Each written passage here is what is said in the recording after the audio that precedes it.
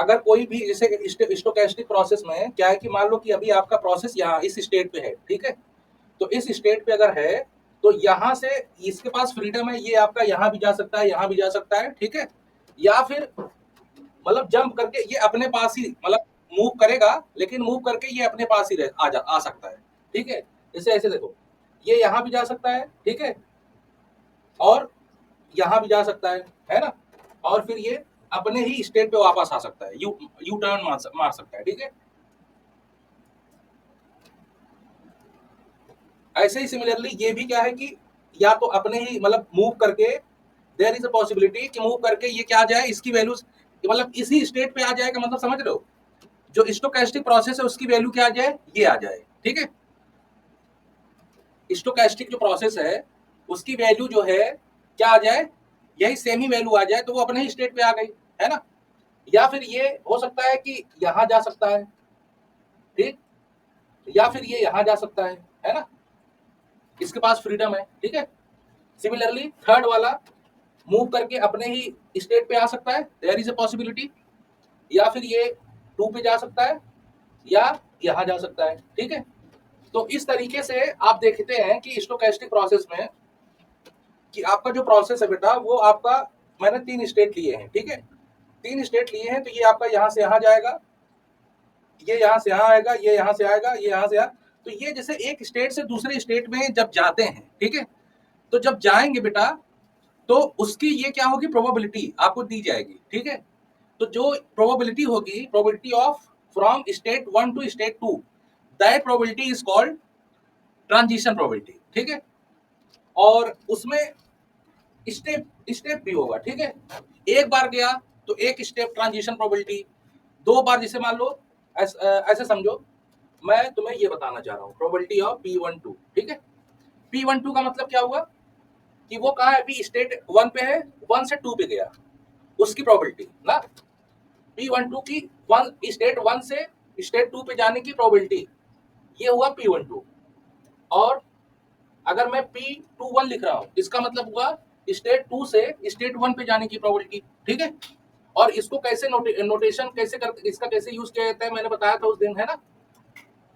देखो 1 से 2 जा रहा है, मतलब दूसरे की प्रोबेबिलिटी निकालनी है, मतलब इसकी निकालनी है, तो यहाँ पे आप क्या लिखोगे, xt इज इक्वल टू, यहाँ पे आप चलो i लिख दो, या फिर क्या 2 है, चलो i लिख दो, समझ जाना आप लोग, x1, इसको मैं कैसे लिख दूं, चलो मैं 2 लिख दे रहा हूँ, और एक्स टी माइनस 1, ठीक है, ऐसे लिख दे रहा हूँ, ठीक है।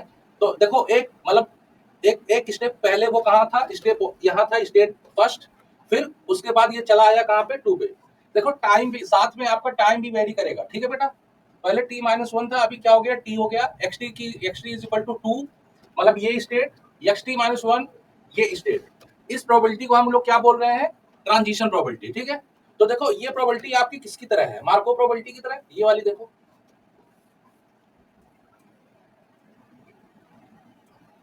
और P21 अगर हमें लिखना है तो हम कैसे लिख देंगे इसको, xt इज इक्वल टू 1, और पहले कहाँ था, 2 पे था, ठीक है। तो इसको मैं कैसे लिख रहा हूँ, इस तरीके से लिख रहा हूँ, ठीक है। तो इसमें देखो ये भी आपकी क्या है, प्रोबेबिलिटी देख रहे हो, कंडीशनल प्रोबेबिलिटी है, मार्कोस मार्कोस चेन वाला, है ना। डिपेंड करने तो ये अपने प्रीवियस सभी पे डिपेंड कर सकता था, लेकिन मार्कोस मार्कोस प्रोसेस में क्या होता है डेफिनेशन, कि ये किस पे डिपेंड करेगा, बस अपने जस्ट प्रीवियस वाले स्टेप पे कहाँ पे था, बाकी और सब पे नहीं डिपेंड करेगा, ठीक है। ये होती है प्रॉपर्टी आपकी मार्को की। तो ये जो प्रोबेबिलिटीज आपको दिख रही है बेटा, ये एक स्टेप में एक स्टेट से दूसरे स्टेट पे जाने की जो प्रोबेबिलिटीज दिख रही है आपकी, इनको इनको बोला जाता है, जैसे एक मैं और लिख दूं, P23, P23 का मतलब xt is equal to 3, xt minus 1 is equal to 2, ठीक है। मतलब वो पहले कहाँ पे था, स्टेट 2 पे था, स्टेट 2 से स्टेट 3 पे जाने की जो प्रोबेबिलिटी है उसका नोटेशन ये है, ठीक है। और ये मैंने लिखा है। तो ये जो आप प्रोबेबिलिटी देख रहे हो ना, इन सभी प्रोबेबिलिटीज को क्या बोलते हैं, ट्रांजिशन प्रोबेबिलिटी। ट्रांजिशन का मतलब होता है एक स्टेट से दूसरे स्टेट पे जाना,